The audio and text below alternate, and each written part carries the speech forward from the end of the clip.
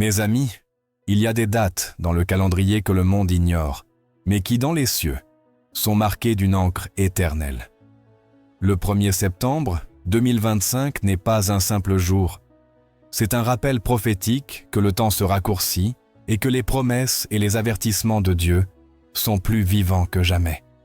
Dans les journaux et sur les réseaux sociaux, on parlera peut-être d'économie, de guerres ou d'élections. Mais dans le domaine spirituel, quelque chose de bien plus profond sera en mouvement. La Bible dit dans Amos 3,7 « Car le Seigneur, l'Éternel, ne fait rien sans révéler son secret à ses serviteurs les prophètes. » Cela signifie que Dieu parle toujours avant d'agir, qu'il secoue avant que le jugement ne tombe, qu'il réveille avant que l'obscurité totale n'arrive.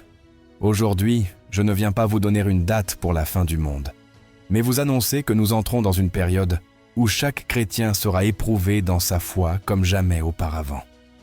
Ce sera un temps où la tiédeur spirituelle sera mise à nu, où l'apparence de la religiosité ne pourra plus soutenir personne, et où ceux qui ont joué avec le péché verront la lumière de Christ exposer les profondeurs de leur cœur. Le 1er septembre 2025 ne sera pas simplement une page qu'on tourne, ce sera une saison de décision. L'Esprit Saint appelle son peuple à se réveiller, à purifier ses lampes, à remplir ses vases d'huile, car les épreuves à venir ne seront pas surmontées par des émotions passagères, mais par une foi ancrée dans la parole de Dieu. La question n'est pas de savoir ce qui se passera dans le monde ce jour-là, mais où vous serez spirituellement lorsque ce jour arrivera. Nous vivons à une heure où l'horloge de Dieu avance vers des moments décisifs, et chaque battement de cette horloge résonne comme un appel urgent à l'Église. Le 1er septembre 2025 n'est pas un simple numéro ou une date banale sur un calendrier. C'est un jalon prophétique qui nous oblige à regarder au-delà du visible et à discerner ce que l'Esprit dit à la congrégation de Christ. Les Écritures nous avertissent qu'il y aura des temps où la foi sera éprouvée comme l'or dans le feu, et que le jugement commencera par la maison de Dieu. Ce message n'est pas destiné à satisfaire la curiosité humaine, mais à préparer le cœur spirituel pour ce qui vient. Dans chaque génération, le Seigneur a marqué des moments où son peuple doit décider s'il restera ferme ou cédera sous la pression du monde.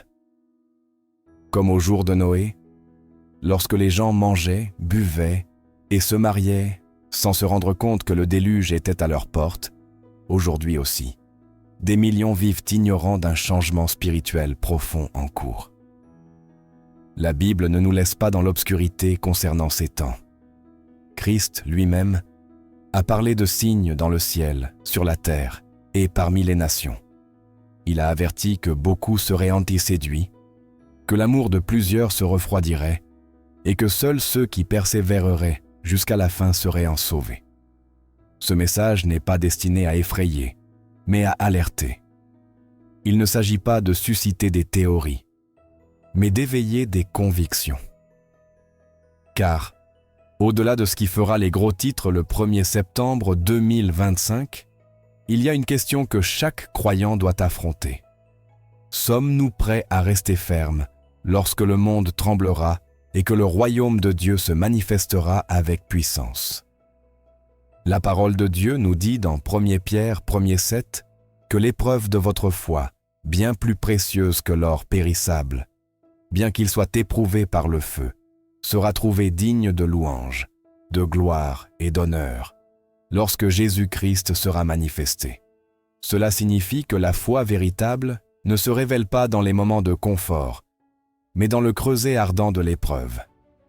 L'or peut sembler de l'or dans une vitrine, mais seul le feu détermine s'il est pur ou s'il s'agit d'une imitation bon marché.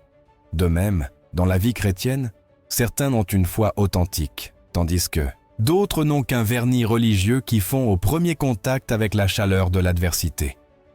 Nous entrons dans une période où les épreuves cesseront d'être de simples désagréments pour devenir des fours ardents. Je ne parle pas de problèmes ordinaires, mais d'un scénario où la vérité de Christ sera confrontée à la pression culturelle, à la persécution et à la tentation de compromettre la vérité pour préserver le confort Le Seigneur a dit dans Matthieu 24, 9. Alors on vous livrera à la tribulation, on vous tuera, et vous serez haïs de toutes les nations à cause de mon nom. Beaucoup trébucheront alors, se trahiront les uns les autres, et se haïront mutuellement. Ces paroles ne sont pas de l'histoire ancienne, elles sont un avertissement vivant pour notre génération. J'ai vu des personnes qui, dans des temps de calme, levaient les mains en adoration. Mais lorsque la maladie a frappé leur foyer, ou lorsque les portes économiques se sont fermées, elles ont cessé de prier, de se rassembler, et se sont refroidies dans leur amour pour Dieu. Le creuset révèle ce que l'œil humain ne peut voir. L'épreuve ne crée pas la foi, mais elle l'expose, comme le feu expose la qualité du métal. Dans cette période qui s'approche, les épreuves ne seront pas rares, mais constantes. Dieu permet à son Église de passer par le feu, non pour la détruire, mais pour la purifier et enlever les scories du péché et de l'hypocrisie. La foi superficielle ne survivra pas à ce qui vient. Celui qui suit Christ pour des bénéfices personnels et non par un amour authentique trouvera bientôt des raisons d'abandonner le chemin.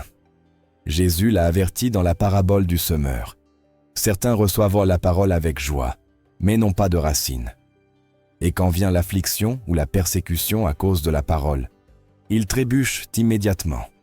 Le creuset de la foi est ce moment où les racines sont testées. Si votre racine est en Christ, vous persévérerez. Si elle est dans les émotions, elle se desséchera. C'est un appel à s'examiner à la lumière des Écritures et à se repentir de toute foi apparente. Le temps des épreuves légères touche à sa fin, et le feu qui vient ne laissera aucune place à la tiédeur. Le Seigneur cherche une Église sans tache ni ride, et pour cela, avant de nous présenter glorieux, il nous fera passer par le feu qui sépare l'éternel du temporaire, le vrai du faux. Dans Matthieu 25, Jésus nous a parlé des 10 vierges qui sont sorties à la rencontre de l'époux. Toutes avaient fait des lampes, toutes attendaient la même rencontre, toutes faisaient des parties du même groupe, mais toutes n'étaient pas prêtes. 5 étaient prudentes et avaient pris de l'huile dans leur vase, et 5 étaient insensées et se sont contentées de ce qu'elles avaient sur le moment. La différence entre elles ne s'est pas vue au début, mais à minuit, lorsque la voix a retenti, « Voici l'époux, sortez à sa rencontre ». À cet instant, la préparation ne pouvait pas s'improviser. L'heure de vérité était arrivée, et pour les insensés, il était trop tard.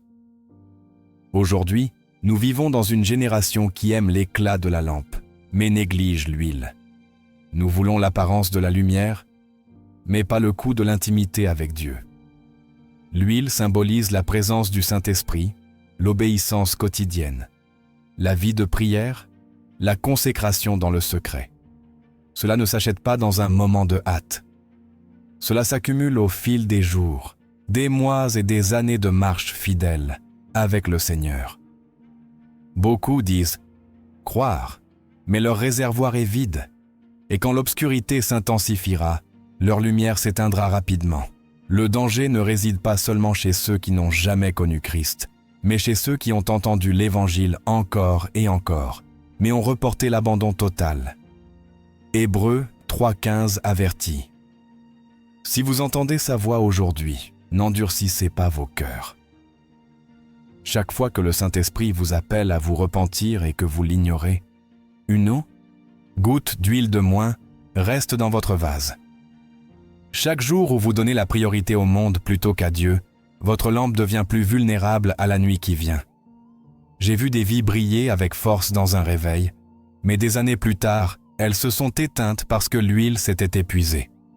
Une expérience passée ne suffit pas. L'huile doit être renouvelée continuellement. Quand minuit arrivera, il n'y aura pas de temps pour emprunter. Personne ne pourra transférer son intimité avec Dieu à un autre. L'époux n'attendra pas que vous alliez acheter. Il fermera la porte et ceux qui arrivent en retard entendront les paroles les plus terrifiantes qu'une âme puisse entendre. Je vous le dis en vérité, je ne vous connais pas. Nous nous approchons de cette minuit spirituelle. Les ténèbres s'épaississent et le cri du ciel résonnera bientôt. Si votre lampe est allumée mais sans assez d'huile, la nuit vous exposera. C'est le moment de chercher le Seigneur de tout votre cœur, de mettre de côté le péché caché, d'abandonner la tiédeur, de plier les genoux jusqu'à ce que l'huile déborde à nouveau. Car lorsque l'époux apparaîtra, seuls ceux dont les lampes brûlent avec la lumière née d'un cœur rempli de l'Esprit de Dieu entreront. La Bible déclare dans 1 Pierre 4, 17 « Car le temps est venu, où le jugement commence par la maison de Dieu. Et s'il commence d'abord par nous, quelle sera la fin de ceux qui n'obéissent pas à l'évangile de Dieu ?» Ces paroles ne doivent pas être interprétées comme une menace lointaine, mais comme une réalité imminente. Dieu, dans sa sainteté, ne passera pas outre le péché parmi son peuple. Avant de juger le monde, il purifiera son Église et ce processus ne sera ni confortable ni superficiel. Il sera profond, douloureux et transformateur. Beaucoup de chrétiens ont cru au mensonge selon lequel, tant qu'ils assistent à l'Église et citent des versets, Dieu fermera les yeux sur leur double vie. Mais la Bible nous enseigne que le Seigneur est comme un feu purificateur et un savon de Foulon. Tout comme un orfèvre ne tolère pas les scories mélangées à l'or, Dieu ne tolérera pas que son peuple soit mêlé au péché. Lorsque le jugement commence par la maison de Dieu, tout ce qui est superficiel est secoué, les œuvres cachées sont exposées, et le vrai est séparé du faux. J'ai vu des congrégations qui semblaient de prospérer en nombre, mais qui étaient spirituellement mortes parce que la présence de Dieu avait été remplacée par du divertissement et des programmes vides. Dans ces lieux, le jugement de Dieu ne vient pas toujours sous forme de punition visible, mais comme le retrait de sa gloire. C'est l'une des formes les plus sévères de jugement, lorsque Dieu laisse le peuple continuer dans sa routine religieuse sans son esprit. Le jugement qui commence par la maison de Dieu n'est pas destiné à détruire le juste, mais à le sortir de la léthargie et du péché qui le ronge. Cependant, pour celui qui refuse de se repentir, ce jugement sera dévastateur. Apocalypse 2 et 3 montrent comment Christ, dans ses lettres aux églises, expose le péché, appelle à la repentance et avertit que s'ils ne le font pas, il retirera leur chandelier ou viendra contre eux avec une épée. Ce ne sont pas de jolies métaphores, ce sont des déclarations directes du Seigneur de l'Église. En ce temps, il suscite des voix prophétiques qui appellent à revenir à la sainteté. Ce n'est pas un message populaire, car il confronte l'orgueil, le matérialisme, l'immoralité et la complaisance spirituelle. Mais si nous n'écoutons pas maintenant, le jour viendra où le jugement sera plus sévère, et il n'y aura plus de place pour des corrections tardives. C'est maintenant qu'il faut ouvrir les portes de notre cœur et permettre à l'Esprit Saint d'examiner chaque recoin, exposant ce qui doit être purifié. Le jugement qui vient sera comme un vent qui balaie les feuilles sèches, comme un feu qui consume la paille, ne laissant que ce qui est éternel. Dieu appelle son peuple à cesser de jouer avec le péché, à arrêter de se contenter de l'apparence de la piété et à vivre dans une dévotion authentique qui résiste à toute épreuve. Jésus a averti dans Matthieu 24, 12. Et, à cause de la multiplication de l'iniquité, l'amour du plus grand nombre se refroidira. Il ne parlait pas d'un refroidissement soudain, mais d'un processus lent, presque imperceptible, qui se produit lorsque le péché, l'indifférence et les distractions du monde s'infiltrent dans le cœur du croyant. C'est un signe silencieux de la fin, moins frappant que les guerres ou les tremblements de terre, mais tout aussi mortel, car il ne détruit pas de l'extérieur, mais de l'intérieur. Le refroidissement de l'amour commence lorsque nous cessons de regarder Christ comme notre premier amour et commençons à nous fixer sur d'autres choses qui volent notre dévotion. Cela peut commencer par de petites concessions. Une prière en moins, une adoration distraite, une excuse pour ne pas se rassembler. Peu à peu, la passion qui brûlait autrefois se transforme en routine. Et la routine, sans la flamme de l'esprit, s'éteint. Dans Apocalypse 2:4, le Seigneur dit à l'église d'Éphèse « Mais j'ai contre toi que tu as abandonné ton premier amour. » Ici, nous voyons qu'il ne s'agit pas de l'avoir perdu par accident, mais de l'avoir laissé, d'avoir permis à quelque chose de prendre la place que seul Christ mérite. J'ai connu des personnes qui, dans leur jeunesse spirituelle, pleuraient en entendant la parole de Dieu, évangélisaient avec ferveur, sacrifiaient temps et ressources par amour pour Christ. Mais avec le temps, elles se sont installées, plus préoccupées par leur image ou leur stabilité que par la mission. Le changement ne s'est pas vu du jour au lendemain, mais avec le temps, leur amour est devenu tiède. La Bible est claire. Dans Apocalypse 3,16, Jésus dit qu'il vomira les tièdes de sa bouche. Le danger du refroidissement est qu'il s'accompagne souvent d'un faux sentiment de sécurité. Tant que la vie avance sans grande crise, le croyant refroidi pense que tout va bien, mais son cœur ne bat plus au rythme de Dieu. C'est comme un feu qui conserve encore des braises, mais sans combustible, condamné à s'éteindre s'il n'est pas ravivé rapidement. Et lorsque viendra la persécution ou l'épreuve, la flamme éteinte ne pourra pas le soutenir. Aujourd'hui, l'iniquité se multiplie de manière que nous n'imaginions pas autrefois. La pornographie, l'avidité, la corruption et l'égoïsme ont pénétré même les lieux autrefois considérés comme sûrs. Si le cœur n'est pas rempli de l'amour de Christ, il sera inévitablement contaminé par l'esprit de ce monde. C'est pourquoi l'appel de Jude 21 est urgent. Maintenez-vous dans l'amour de Dieu, en attendant la miséricorde de notre Seigneur Jésus-Christ pour la vie éternelle. Cela n'est pas automatique. Cela exige de la vigilance, une repentance constante et un engagement quotidien à chercher la présence de Dieu. Le refroidissement ne se combat pas avec des émotions passagères, mais avec une décision ferme de retourner à l'autel, de rompre avec tout ce qui vole notre passion et de permettre au feu de l'esprit de nous consumer à nouveau complètement. Car, dans les temps à venir, seul l'amour enflammé par Dieu pourra résister à l'obscurité croissante. Jésus a averti clairement dans Matthieu 24, 24.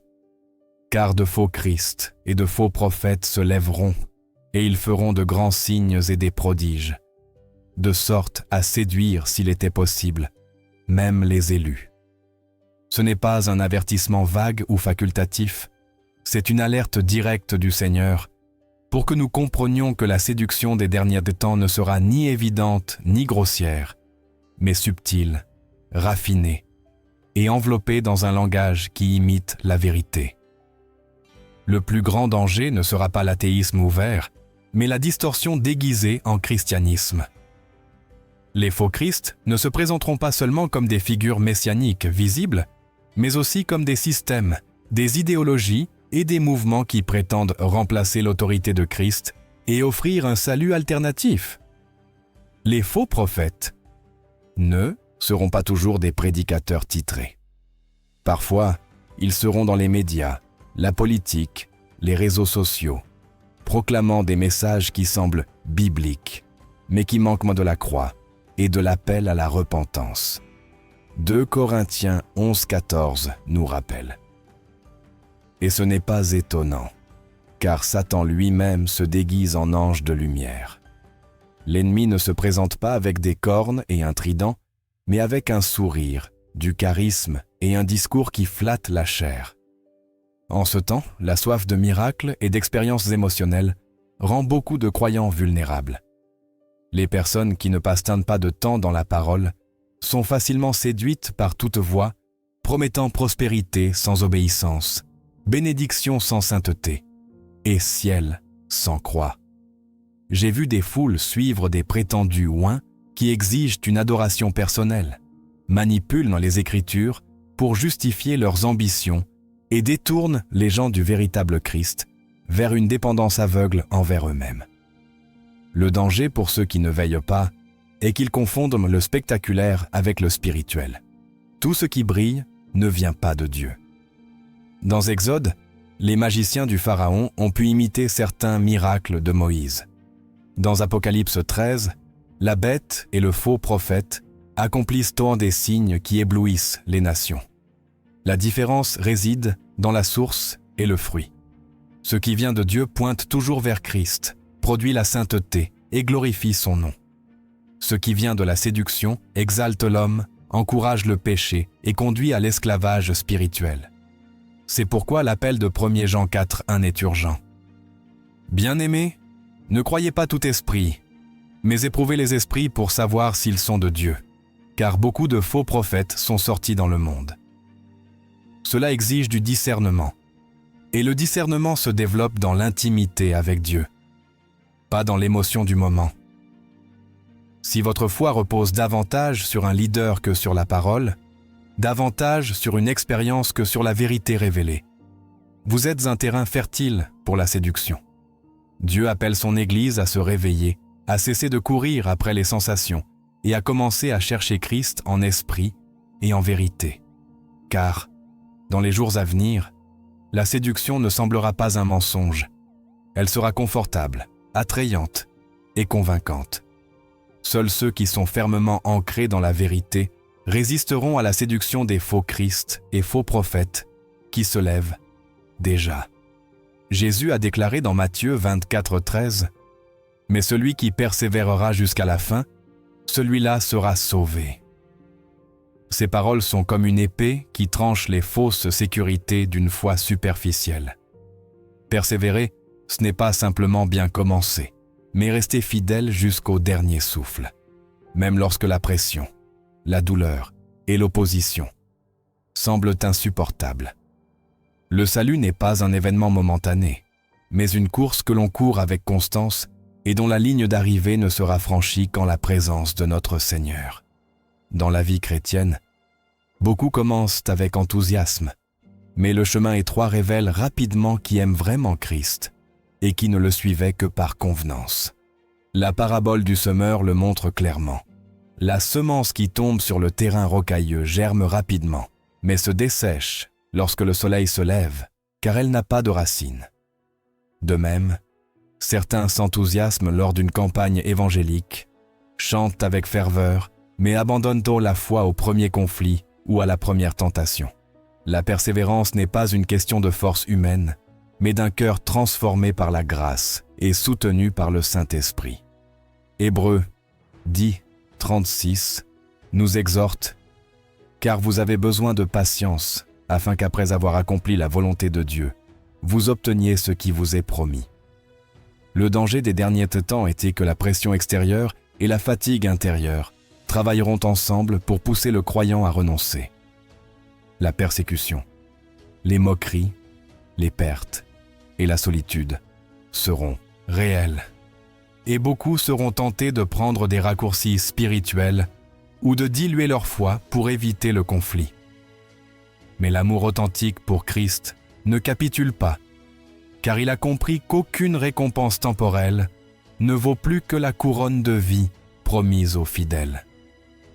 J'ai connu des croyants qui ont persévéré malgré les prisons, les maladies et la pauvreté extrême. Ils n'avaient ni grande tribune, ni reconnaissance humaine. Mais ils gardaient leur foi intacte, car leur espérance n'était pas dans cette vie, mais dans celle à venir. C'est la marque de ceux qui aiment vraiment Christ. Ils ne le suivent pas pour ce qu'il leur donne, mais pour qui il est. Comme l'a dit l'apôtre Paul dans Philippiens 3:8, « Je considère toute chose comme une perte à cause de l'excellence de la connaissance de Jésus-Christ. » En contraste, j'ai vu d'autres abandonner la course à cause d'offenses, de désirs charnels ou de l'attrait du monde. La Bible nous avertit que, dans les derniers 7 ans, beaucoup apostasieront de la foi, suivant des esprits séducteurs et des doctrines de démons. Cela ne se produira pas parce qu'ils auront cessé de connaître le nom de Jésus, mais parce qu'ils auront cessé de l'aimer assez pour supporter pour lui. L'amour véritable persévère, même lorsque l'obéissance coûte des larmes, de la douleur ou du sang. C'est un appel à examiner si notre foi est prête à supporter ce qui vient. La persévérance se forge maintenant, dans les décisions quotidiennes d'obéir, dans les renoncements secrets, dans les prières qui soutiennent l'âme lorsque tout semble s'effondrer. Car la marque de ceux qui aiment vraiment Christ n'est pas dans la manière dont ils commencent, mais dans la manière dont ils finissent. Les yeux fixés sur celui qui les a aimés le premier. La Bible nous enseigne dans Psaume 30, 5. « car un moment passe dans son courroux, mais sa faveur dure toute la vie. Le soir, arrivent les pleurs, et le matin, la joie. Ces paroles nous rappellent que chaque croyant traversera des saisons d'obscurité, des moments où les épreuves semblent interminables, où la solitude, la douleur et la confusion enveloppent le cœur comme une nuit sans étoiles. La nuit obscure de l'âme n'est pas une fantaisie poétique, c'est une expérience réelle que Dieu permet pour purifier, fortifier et préparer son peuple à la gloire à venir. Beaucoup de croyants ne comprennent pas la relation entre l'obscurité et la lumière. Ils confondent l'absence de réponse immédiate, le retard de la provision ou l'apparente indifférence de Dieu avec l'abandon. Mais Ésaïe 60 nous rappelle « Lève-toi, resplendis, car ta lumière arrive, et la gloire de l'Éternel se lève sur toi. Car voici, les ténèbres couvriront la terre et l'obscurité les peuples. Mais sur toi l'Éternel se lèvera, et sa gloire apparaîtra sur toi. » La gloire de Dieu ne se manifeste pas dans les moments de confort. Elle se révèle au milieu de l'épreuve, lorsque la foi s'accroche à lui et ne s'effondre pas face à l'adversité. J'ai vu des personnes traverser des crises si profondes qu'elles semblaient insurmontables. Pertes économiques dévastatrices, trahisons inattendues, maladies qui épuisent le corps et l'esprit. Pourtant, ceux qui ont fait confiance à Dieu et ont gardé leur cœur pur ont vécu un lever de soleil spirituel. La nuit n'a pas pu réduire leur foi au silence, et la gloire qui a émergé sur eux était plus brillante que toute lumière qu'ils avaient connue auparavant. Cela ne se produit pas par hasard. C'est le fruit d'une obéissance constante, d'un cœur qui ne se laisse pas vaincre par le désespoir et d'une dépendance totale envers le Saint-Esprit.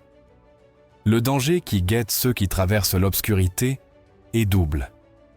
Certains renoncent à la foi, pensant que Dieu les a oubliés, tandis que d'autres se laissent séduire par des solutions temporaires qui promettent un soulagement immédiat, mais qui les détournent du véritable dessein divin. Les Écritures nous appellent à résister à la tentation de s'éloigner de la vérité.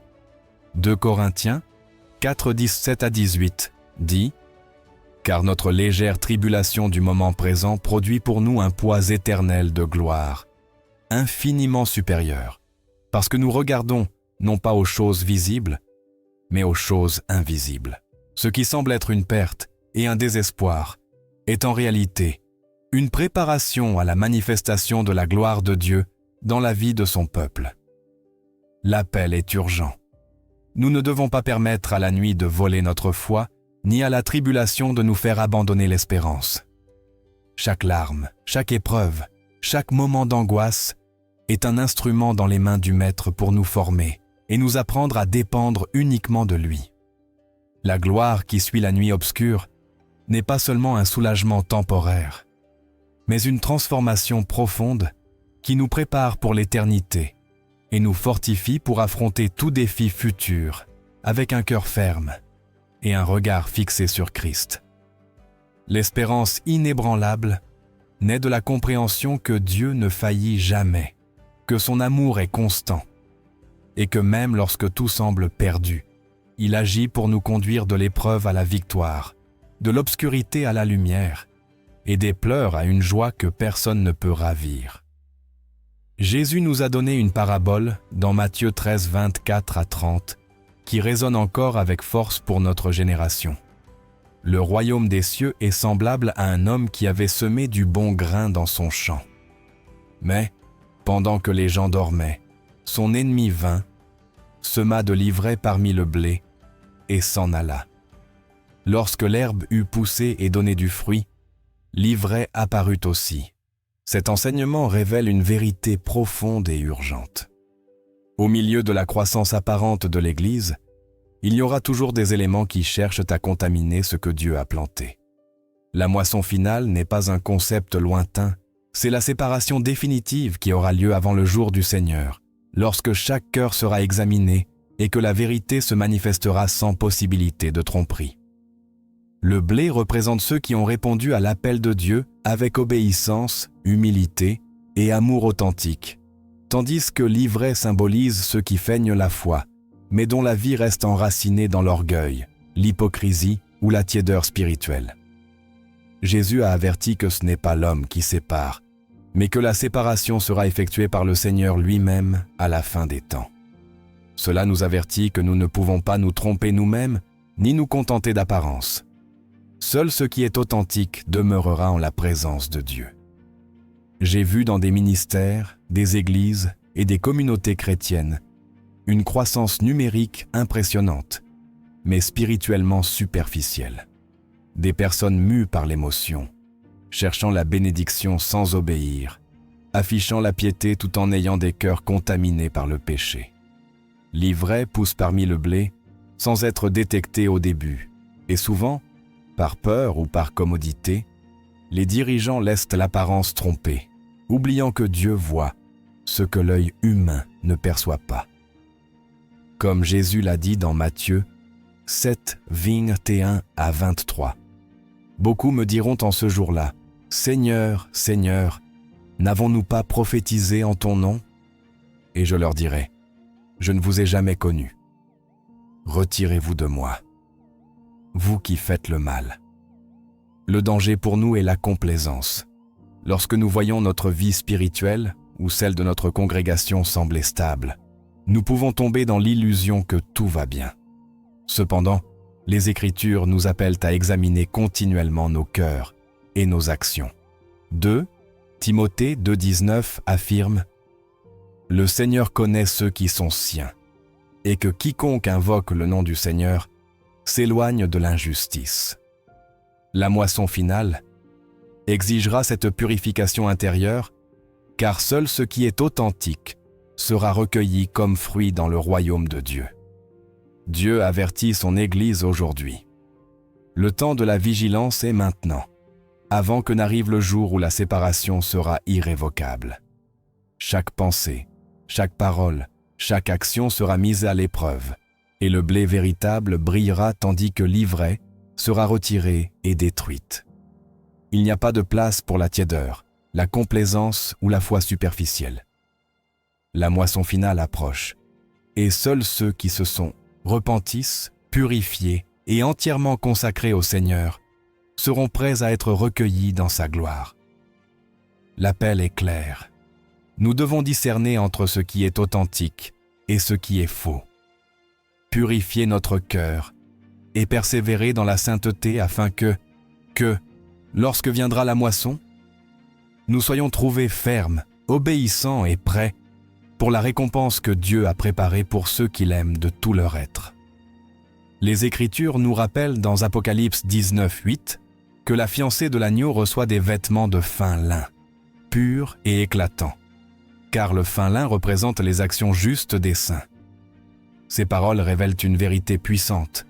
La sainteté n'est pas une parure facultative, ni un sentiment spirituel passager, mais le bouclier qui nous protège lorsque les épreuves s'intensifient, lorsque la pression du monde et de l'ennemi cherche à nous faire tomber.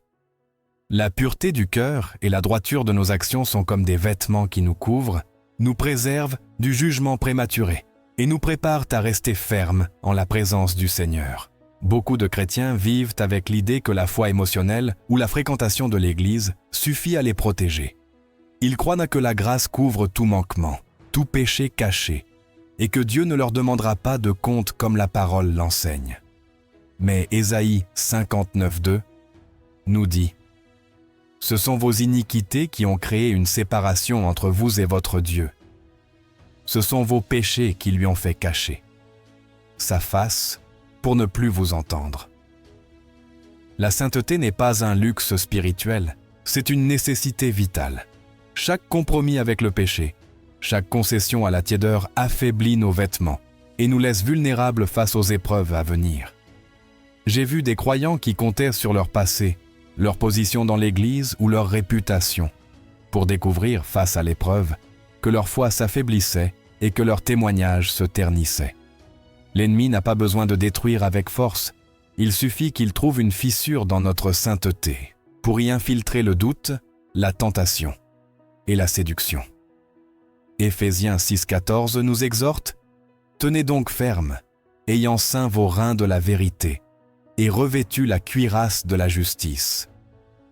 Le vêtement de la sainteté est ce bouclier qui nous permet de résister, de nous lever avec intégrité lorsque d'autres tombent, et de nous préparer à affronter les épreuves sans compromettre notre foi ni notre obéissance. La sainteté ne s'atteint pas par un effort humain isolé, mais dans l'intimité avec Dieu, dans une prière constante, dans la lecture et la méditation de la parole, dans une confession sincère et dans un renoncement quotidien au péché. La pureté ne se mesure pas à ce que nous montrons au monde, mais à ce qui est cultivé en secret, dans les recoins les plus profonds du cœur. Hébreux 12:14 dit « Recherchez la paix avec tous et la sanctification, sans laquelle personne ne verra le Seigneur. » Il n'y a pas de raccourci. Sans vêtements purs, sans sainteté, la vision de Dieu et la force pour résister à l'épreuve ne tiendront pas. Aujourd'hui, Dieu nous appelle à nous examiner et à nous purifier. Chaque habitude, chaque pensée, chaque action qui ne glorifie pas Christ est une tache sur nos vêtements spirituels. Chaque jour de complaisance nous rapproche de la vulnérabilité à l'heure de l'épreuve. Seuls ceux qui se sont revêtus de sainteté marcheront avec assurance lorsque le feu du jugement frappera à leurs portes, car leurs vêtements seront purs, éclatants et prêts pour la gloire que Dieu a promise aux fidèles. La Bible nous dit dans Jean 10:27 « Mes brebis n'entendent pas ma voix. Je les connais, et elles me suivent. » Ces paroles révèlent une réalité profonde. Au milieu du bruit constant du monde, des faux leaders et des voix qui cherchent à semer la confusion, la voix du Saint-Esprit reste le seul guide sûr pour le croyant. Le danger est que beaucoup de chrétiens se sont habitués au tumulte des opinions humaines, aux doctrines populaires ou à la séduction d'expériences superficielles, et ont perdu la capacité d'entendre clairement la voix de Dieu. Nous vivons à une époque où les médias, la technologie et même la culture chrétienne génèrent tant de bruit qu'il est facile de confondre l'opinion d'un homme avec la direction divine. Hébreux 5:14 nous avertit « Mais la nourriture solide est pour les hommes faits, pour ceux dont les sens sont exercés par l'usage à discerner le bien et le mal. » Le discernement ne se développe pas automatiquement. Il exige un exercice spirituel, une exposition à la parole et un cœur disposé à se soumettre au Saint-Esprit, même lorsque ce qu'il dit défie notre confort, nos plans ou nos émotions. J'ai vu des croyants suivre les conseils de leaders ou de mouvements promettant des bénédictions rapides, une prospérité sans obéissance et des miracles sans sacrifice, pour découvrir trop tard qu'ils avaient été détournés du chemin. Le monde offre de nombreuses voies, et Satan sait se déguiser en ange de lumière, comme nous l'avertit 2 Corinthiens 11:14.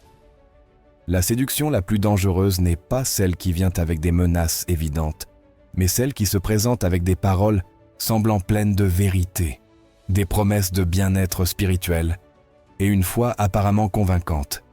Le Saint-Esprit parle avec clarté, mais sa voix exige une préparation pour être entendue. Elle se manifeste dans la conviction, dans une paix qui surpasse la compréhension humaine et dans une urgence qui pousse à la repentance et à l'obéissance. Lorsque l'Église néglige la prière, l'étude de la parole et la vie de sainteté, sa capacité de discernement s'émousse et les décisions autrefois guidées par Dieu sont remplacées par les conseils des hommes ou par les inclinations de la chair. L'appel de Dieu aujourd'hui est de faire taire le bruit et d'écouter avec attention. Chaque chrétien doit cultiver une oreille spirituelle capable de reconnaître la voix de Christ, de distinguer la vérité de la séduction, la lumière de l'ombre. Jacques 1,5 nous rappelle que si l'un de nous manque de sagesse, il doit la demander à Dieu, qui donne à tous généreusement et sans reproche. Cette sagesse devient la boussole qui guide au milieu de la confusion, permettant de marcher avec assurance dans des temps où la séduction et la tiédeur spirituelle se multiplient autour de nous. Il n'y a pas de temps pour la complaisance ni pour l'indifférence. Celui qui n'apprend pas à discerner la voix de l'esprit au milieu du bruit du monde risque d'être entraîné par des doctrines trompeuses, des émotions passagères et des promesses vides. L'Église doit se réveiller, fermer ses oreilles au tumulte extérieur et affiner sa capacité à écouter le Maître. Car c'est seulement ainsi qu'elle pourra rester ferme dans la vérité, résister à l'ennemi et marcher avec assurance vers la gloire que Dieu a préparée pour ceux qui l'aiment et lui obéissent de tout leur cœur. Jésus nous a avertis avec des paroles qui ébranlent l'âme dans Luc 14, 27. « Et quiconque ne porte pas sa croix et ne me suit pas, ne peut être mon disciple. » Ces paroles ne sont ni une suggestion, ni un conseil facultatif. Elles sont un appel radical à prendre notre vie quotidienne, nos rêves, nos projets et en somme, tout notre être, et à le placer sous l'autorité de Christ. Suivre Jésus authentiquement implique un coût, et ce coût n'est ni passager, ni confortable. C'est le prix total de la reddition du cœur, du sacrifice du confort et de placer Dieu au-dessus de tout ce que ce monde peut offrir. Le danger de notre génération est que beaucoup cherchent Christ comme on cherche un bénéfice temporaire. Protection, prospérité, reconnaissance, miracle. Ils veulent la croix de manière sélective, acceptant seulement ce qui leur convient et rejetant l'obéissance qui fait mal, le renoncement qui humilie et la foi qui exige de la persévérance. Jésus lui-même a dit dans Matthieu 16, 24 : « Si quelqu'un veut venir après moi, qu'il renonce à lui-même, qu'il prenne sa croix et qu'il me suive. » Le renoncement à soi-même n'est pas facultatif. C'est la preuve d'un cœur véritablement consacré. J'ai vu des croyants commencer leur chemin avec enthousiasme, mais lorsque l'épreuve survient, lorsque l'opposition s'intensifie, ou lorsque les bénédictions n'arrivent pas selon leurs attentes, ils se découragent et abandonnent la voie. Certains ont perdu leur emploi pour avoir obéi à la conscience de Dieu. D'autres ont fait face au rejet familial ou aux moqueries sociales pour être restés fermes dans la vérité. Et beaucoup ont dû choisir entre la popularité et la fidélité. La foi qui n'est pas prête à payer le prix se révèle superficielle et s'évanouit à la première tempête. L'apôtre Paul nous donne un exemple qui brise toute illusion. Dans Philippiens 3:8, il déclare que tout ce qu'il considérait autrefois comme un gain, il le tient pour une perte par amour pour Christ. Il ne cherchait ni le confort, ni la connaissance, ni l'applaudissement humain. Son seul but était de plaire à Dieu et de rester fidèle jusqu'à la fin. C'est le modèle que chaque croyant doit considérer. Suivre Christ n'est pas un chemin facile, mais c'est le seul qui mène à la vraie vie, à la paix qui surpasse la compréhension et à la couronne qui ne se fane jamais. Le prix de suivre Christ inclut également la vigilance sur notre propre chair, nos désirs, notre langue et notre esprit. Chaque concession au péché, chaque compromis avec la tiédeur, chaque justification de la désobéissance diminue notre capacité à tenir bon lorsque le coût augmente. 2 Timothée 2:3 nous exhorte : « Souffre avec moi comme un bon soldat de Jésus-Christ. » Il n'y a pas de raccourci, pas d'excuse. La croix est un rappel constant que la foi authentique exige une reddition totale. Dieu nous appelle à évaluer où est notre cœur, à discerner si nous sommes vraiment prêts à payer le prix total et à nous préparer pour le moment où la foi sera éprouvée de manière indéniable. Seuls ceux qui choisissent de suivre Christ malgré le coût découvriront que la récompense est éternelle, que la force vient de l'obéissance et qu'aucune souffrance de ce monde ne peut se comparer à la gloire qui attend les fidèles jusqu'au dernier jour. Les Écritures nous avertissent dans Proverbes 4:23. « Garde ton cœur plus que toute autre chose, car de lui jaillissent les sources de la vie. » Ces paroles sont un cri d'alarme pour notre génération. Le cœur du croyant est le terrain où l'amour, la foi et l'obéissance s'enracinent, mais aussi où la tiédeur, l'ivraie du doute et l'apostasie peuvent croître silencieusement. Le refroidissement spirituel et l'apostasie ne se manifestent pas toujours de manière explosive. Souvent, ils commencent par de petites concessions, des distractions apparemment inoffensives, jusqu'à ce que le cœur devienne vulnérable et sans défense. Jésus a averti dans Matthieu 24:12 que, à cause de la multiplication de l'iniquité, l'amour du plus grand nombre se refroidira. Ce refroidissement n'est pas seulement émotionnel, il est spirituel, et c'est le prélude à l'apostasie. La passion pour Dieu s'affaiblit, l'obéissance devient mécanique, la prière devient routinière, et la parole de Dieu cesse d'être une nourriture pour devenir une décoration. J'ai vu des églises et des ministères pleins d'activités, de programmes, de sons et de lumière, mais avec des cœurs secs, où la tiédeur a remplacé la dévotion. Dans ce terrain, l'ennemi trouve une porte ouverte pour semer le doute, la séduction et les distractions qui détournent les enfants de Dieu de la vérité. L'apostasie est perfide, car elle commence à l'intérieur. 2 Thessaloniciens 2:3 nous avertit « Que personne ne vous séduise d'aucune manière, car il faut que l'apostasie soit arrivée auparavant et qu'on ait vu paraître l'homme du péché, le fils de la perdition. » Un cœur qui ne veille pas, qui ne cultive pas une intimité quotidienne avec Christ, devient une proie facile pour la séduction. J'ai connu des croyants qui marchaient autrefois dans le feu, priaient sans cesse, pleuraient pour les perdus, et qui vivent aujourd'hui une foi tiède, installée, incapables de discerner la voix de Dieu parmi les milliers de voix qui les entourent. Protéger le cœur exige de la vigilance, de la repentance et de la discipline. Jacques 4:7 nous appelle « Soumettez-vous donc à Dieu, résistez au diable, et il fuira loin de vous. » Garder le cœur n'est pas un acte passif. Cela implique de fermer la porte à l'immoralité, à la vanité, à l'envie, au mensonge, et de l'ouvrir à l'obéissance, à la prière, à la parole et au Saint-Esprit.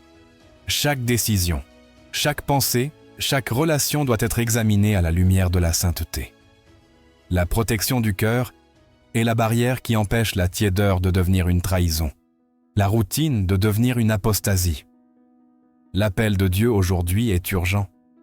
Se réveiller, reconnaître les domaines où l'amour commence à se refroidir, où la foi devient superficielle, et prendre des mesures immédiates pour rallumer la passion pour lui. Chaque jour sans vigilance augmente le risque que le cœur s'éloigne du Créateur et perde l'opportunité d'expérimenter la plénitude de sa présence et la sécurité de sa protection. Car un cœur gardé est la forteresse du croyant, et un cœur négligé est le chemin vers l'aveuglement spirituel et la ruine de l'âme. Les Écritures nous parlent avec des paroles qu'on ne peut ignorer. Dans Matthieu 25:13, Jésus nous présente la parabole des 10 vierges, 5 prudentes et 5 insensées, attendant la venue de l'époux. Ce récit n'est pas simplement une fable morale, mais un avertissement prophétique, un appel urgent à chaque croyant, pour qu'il examine sa préparation spirituelle. La venue de l'époux représente la seconde venue de Christ, une rencontre suprême qui transformera l'histoire et marquera l'éternité de chaque âme. Il n'y a pas de place pour la tiédeur, la distraction ou la complaisance. Chaque cœur doit être prêt, vigilant et enflammé par l'amour de Dieu. Les vierges prudentes ont pris de l'huile dans leurs lampes, préparé leur foi et leur vie, et attendu avec diligence. Les insensés, en revanche, se sont reposés sur une sécurité apparente dans la routine et n'ont pas cultivé l'intimité avec Christ, ni la discipline spirituelle nécessaire. Lorsque la trompette a sonné, les prudentes ont pu entrer au banquet, tandis que les insensés sont restés dehors, sans possibilité de rattraper le temps perdu. Cela nous parle aujourd'hui avec un sentiment d'urgence. Il ne suffit pas de connaître l'histoire de Christ, d'assister à l'Église ou d'appeler Jésus Seigneur. Il faut être activement préparé, veiller sur le cœur, entretenir la foi et vivre dans une obéissance constante. La venue de l'époux n'est pas un événement symbolique qui peut attendre. Jésus lui-même a dit dans Matthieu 24:42 « Veillez donc car vous ne savez ni le jour, ni l'heure où le Fils de l'homme viendra. » Cet appel à la vigilance nous rappelle que la vie peut s'achever à tout moment, et que la préparation n'est pas seulement pour les derniers jours, mais pour chaque jour. Le manque de préparation spirituelle conduit à la confusion, à la peur et à la perte d'opportunités éternelles. J'ai connu des croyants qui pensaient que la foi de toute une vie les assurerait face à l'épreuve finale, pour découvrir qu'ils avaient négligé des domaines vitaux de leur cœur, de leurs relations et de leur obéissance, et qu'ils n'étaient pas prêts lorsque le Seigneur est venu les chercher. L'huile dans la parabole représente plus que la foi initiale.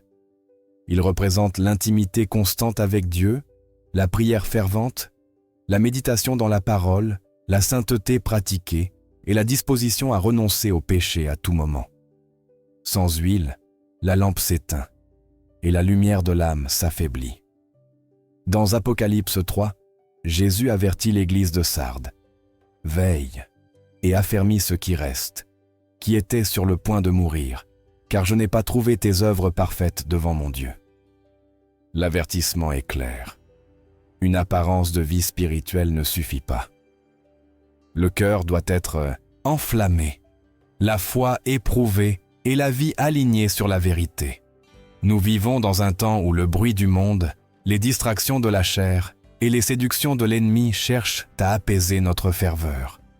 Beaucoup de croyants se fient aux rituels, aux formules, à la routine et ne développent pas un cœur vigilant. Le prix de la négligence spirituelle est élevé. Manquer la rencontre avec Christ, être exclu de sa présence et affronter une éternité sans la récompense que Dieu a préparée pour les fidèles. Hébreux 12,14 nous appelle « Recherchez la paix avec tous et la sanctification, sans laquelle personne ne verra le Seigneur. » Il n'y a pas de préparation sans sainteté, sans renoncement au péché et sans consécration complète à Christ. J'ai vu comment, dans la vie quotidienne, les croyants peuvent être distraits par des préoccupations légitimes, travail, famille, responsabilité. Cependant, lorsque ces priorités remplacent la communion quotidienne avec Dieu, ils commencent à négliger la préparation de l'âme. La voix de l'esprit s'affaiblit dans le bruit, la prière devient mécanique et la foi perd de son intensité. Lorsque viendra le jour de la rencontre suprême, seuls ceux qui ont gardé leur lampe avec de l'huile fraîche, qui ont maintenu leur cœur enflammé, seront reçus par l'époux.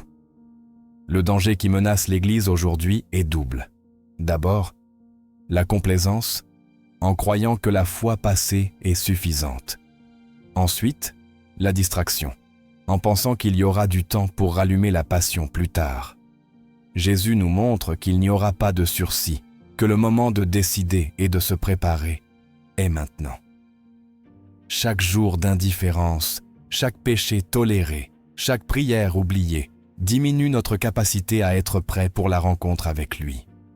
Comme les vierges prudentes, nous devons anticiper la venue de l'époux et préparer nos lampes avec de l'huile fraîche, avec la sainteté, la dévotion, l'obéissance et une vigilance constante. L'appel à la préparation n'est pas un acte unique, c'est un mode de vie. Chaque décision, chaque pensée, chaque relation et chaque action doit s'aligner sur l'appel de Dieu. La venue de l'époux est inévitable et sa récompense est l'éternité en sa présence, la communion parfaite avec le Créateur et l'accomplissement de tous les desseins divins pour notre vie.